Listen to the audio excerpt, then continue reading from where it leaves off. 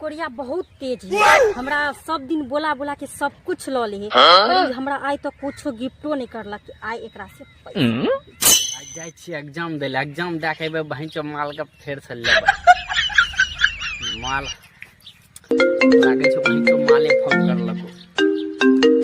हां माल हां जानू कहाँ छी तू? गाछी में छिए जाय छी एग्जाम देले। पता हो आई बहुत अच्छा मार्केट लगले न्यू न्यू कपड़ा सब एल के त हमरा बड़ी लई के मन करे देखिन हम तैयारो और भ गेलिए तो कुछ पैसा भेज ना।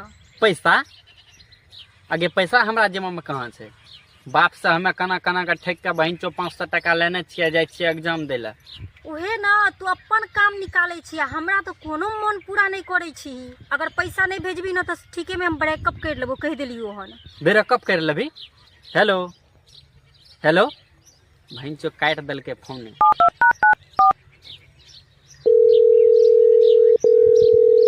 हेलो हाँ तो अब किया करे छी फोन हमरा नहीं रहे के तोरा सा ठीक हम ब्रेकअप करे छो तोरा से। एगो पैसा मांगे छी त पैसो नहीं दे हमर सब कुछ ले है बड़ी तेज तक फोन कैसे कैसे लोग रहते हैं। हेलो हेलो तोड़ दल को बहिन चो दिल हमर दिलवा कर देली हमरे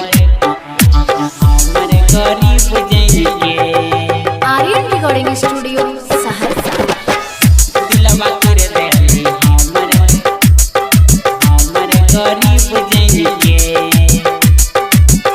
दिलवा कर देली हमरे गरीब जइके ओइली जिंदगी में हमारा नसीब बन के गइली जिंदगी में हमारा नसीब बन के दिलवा कर देली हमर गरीब जैन के दिलवा कर देली हमर गरीब जैन के पहलियो गलती गे हम तोरो बात मान के पहलियो गलती गे हम तोरो बात मान के गही दिलवा कर देली हमर गरीब जैन के गही दिलवा कर देली हमर गरीब जैन के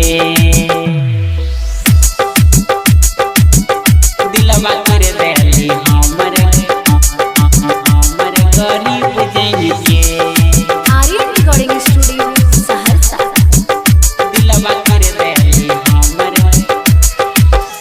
दिलवा कर देली हमर गरीब जैन के हे गे खोज दत बाप तोहर अमीर केतनो दुल्हा ओ तो फूके पड़तो छौरी तोरा चूल्हा ओ तो फूके पड़तो छौरी तोरा चूल्हा खोज दत बाप तोहर अमीर केतनो दुल्हा ओ तो फूके पड़तो छौरी तोरा चूल्हा तोरा दुआरा से चल जेबो हम कइन के तोरा दुआरा से चल जेबो हम कइन के दिलवा कर देली हमर गरीब जैन के दिलवा कर देली हमर गरीब जैन के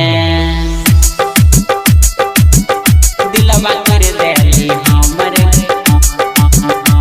गरीब जैन के आर्यन रिकॉर्डिंग स्टूडियो सहरसा।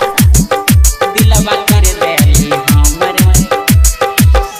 दिलवा कर देली हमर गरीब जैन के हे गे राइटर विपिन के मन लेली बात गे ठीक न कइले त छोड़े के साथ गे ठीक न कइले त छोड़े के साथ गे राइटर विपिन के मन लेली बात गे ठीक न कइले त छोड़े के साथ गे मेघा स्टार रही जेतो आई कइन के मेघा स्टार रही जेतो आई कइन के दिलवा कर देली हमर गरीब जैन के दिलवा कर देली हमर गरीब